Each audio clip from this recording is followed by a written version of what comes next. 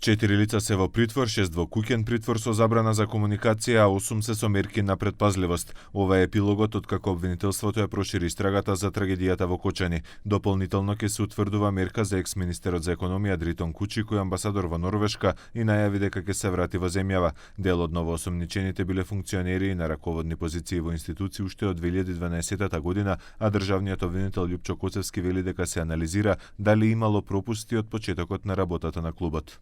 Повторувачките пропусти на различни лица низ подолг временски период се земаат предвид при анализа на причинско-последичната врска. Најмногу критики Коцевски упати кон директорите на Дирекцијата за заштита и спасување. Општина Кочани била оставена без воопшто да овластат инспектор за заштита и спасување. Дотолку повеќе што угостителската дејност, дискотеки и кабареа никогаш не била предмет на контрола и надзор, како во Кочани, така и во цела држава. Кај првите луѓе на Министерството за економија се испитува дали издавале лиценци без да се исполнети условите, но меѓу нив не е актуелниот министер.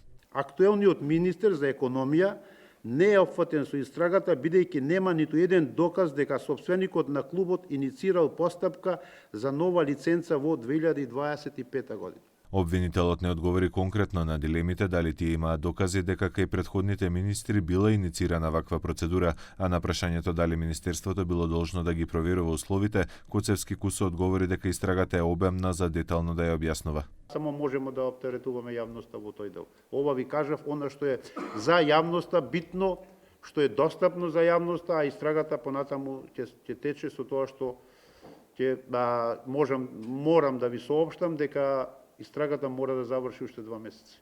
Инаку мерки има само за двајца поранешни директори во пазарната инспекција, но не и за сегашниот, бидејќи истрагата ги опфатила единствено оние кои биле на чело на институцијата кога клубот работел со фалсификувана лиценца. Меѓу новите осомничени се и градежни инспектори од Кочани, кои воопшто не го проверувале објектот и неговата реконструкција. Истрагата има рок да заврши до крајот на мај, за делото тешки дела против општата сигурност нема можност за застарување. Коцевски истакна дека сомнежи за директна одговорност за пожарот има кај сопствениците и управителите на клубот, организаторите на забавата и корисниците на пиротехниката.